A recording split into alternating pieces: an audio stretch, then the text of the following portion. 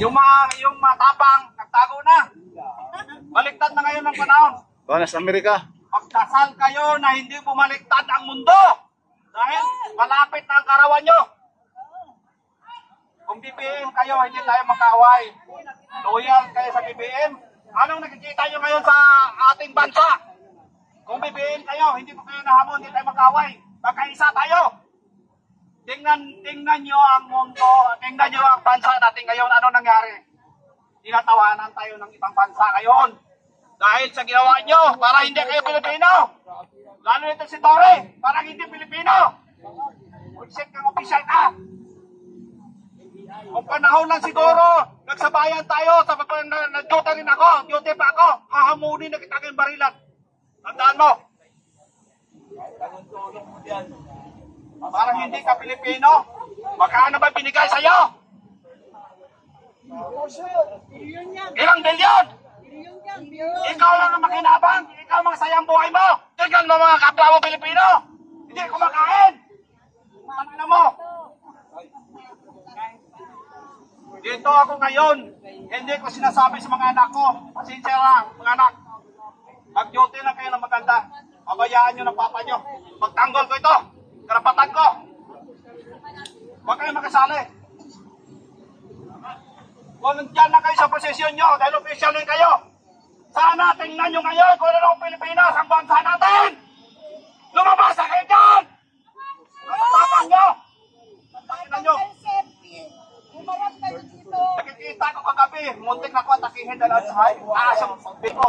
Hindi ko matanggap ang ginawa nyo kay Presidente, kay Tatay Digong!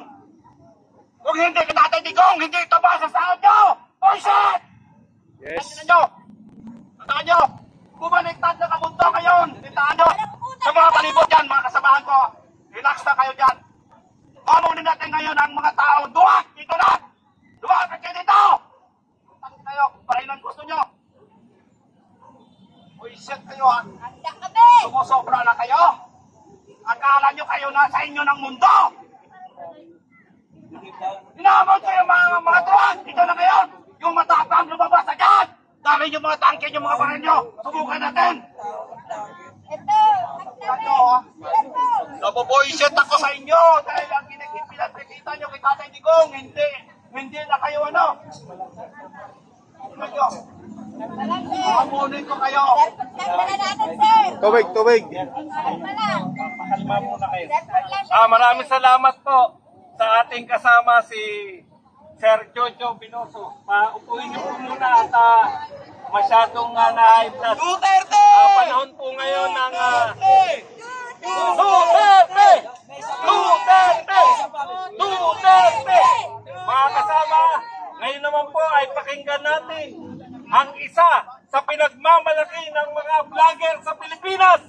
Walang iba kundi si Bisdak Pilipinas!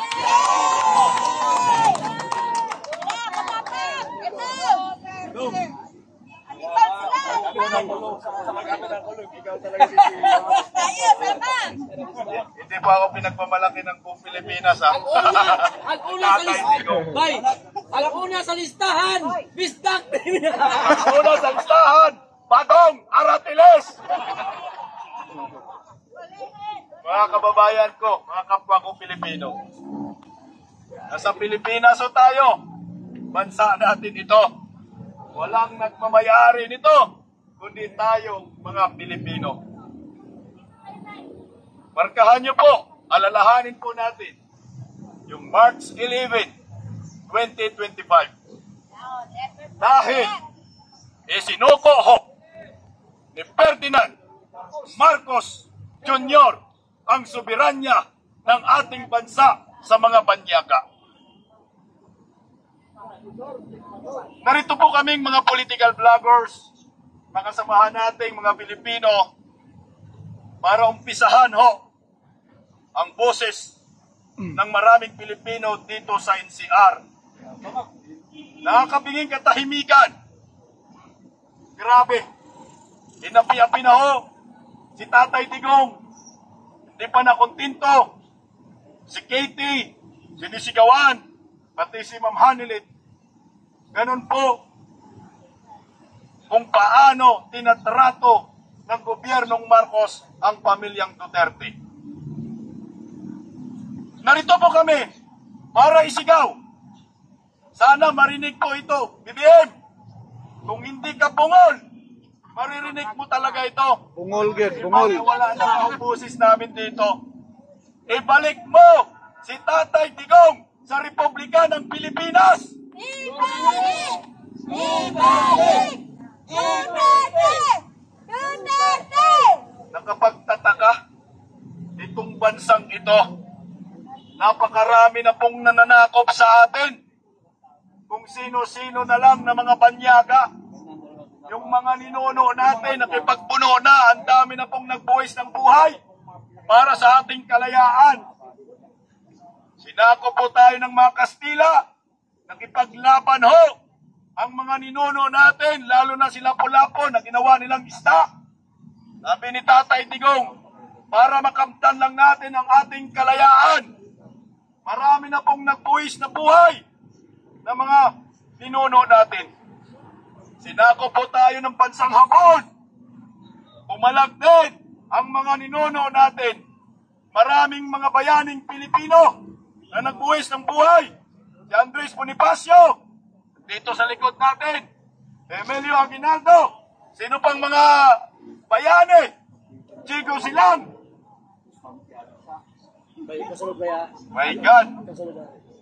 Ito lang ho ang ginawa ng gobyernong Marcos. Sinakop din po tayo ng mga Amerikano. Pumalag din po ang ating mga ninuno. Emilio Aguinaldo. Lahat ang mga yan nagbuwis ng buhay kasama si Dr. Jose Rizal para lamang magkaroon tayo ng tinatawag na independence, kalayaan. Ano po ang nangyayari sa bansang Pilipinas? Grabe na ho. Wala po tayong kalayaan ngayon. Sinuko po ni Bongbong Marcos ang ating independence na sobrang dami ng mga Pilipino. Ari dire sa kuan sa Liwasan Bonifacio na dire. Tandaan nyo po yung March 11, 2025. Sa Liwasan Bonifacio. Pinagkalulo po ni Bongbong Marcos si former President Rodrigo Roa Duterte sa mga banyaga. Oh, Ang si Bisdak. bansang ito ay may sariling batas. Meron tayong sinusunod na saligang batas. At ang batas na ito ay dapat po tayong mga Pilipino ang makikinabang. Ang bansang Pilipinas ay may konstitusyon. Hindi po natin sinusunod ang batas ng mga banyaga. Kung meron man tayong lilitisin, kung meron man kaparusahan, kung meron man tayong irereklamo, dapat ireklamo mo sa Supreme Court, sa local, sa korte ng bansang ito. Meron po tayong mga husgado, meron po tayong mga abogado. Nagiging walang silbi ang mga pinag-aralan ng mga justices sa bansang ito. Dahil pinagkatiwala ni Bongbong Marcos, si former President Rodrigo Roa Duterte, animal sa ibang bansa. Netherlands na ba ang nagpapatakbo sa bansang Pilipinas? Ang kakapal ng mukha. Pinagtatawanan ho tayong mga Pugad Pilipino yung Netherlands, ng mga pugad yan kagaibang ng bansa. mga makaliwa. Kayong mga Pilipino, bagsak ang moral nating lahat. Lalo na ho, mga kapulisan, mga uniform personnel. Hindi ko po nila lahat. Marami po tayong mga kaibigan ng mga uniform personnel, mga mababait. Pero, hindi nyo po kaya itong itanggi ng inyong tungkulin sa aming mga Pilipino ay niyurakan ho ninyo. Hindi po ho ninyo tinupad ang inyong pinanumpaang salaysay na to protect the Constitution at to protect the Filipino people. Former President Duterte, pinakain nyo po sa mga banyaga. Yung mga kapulisan, ulitin ko muli, marami pong matitino dyan, yung iba sumusunod lang.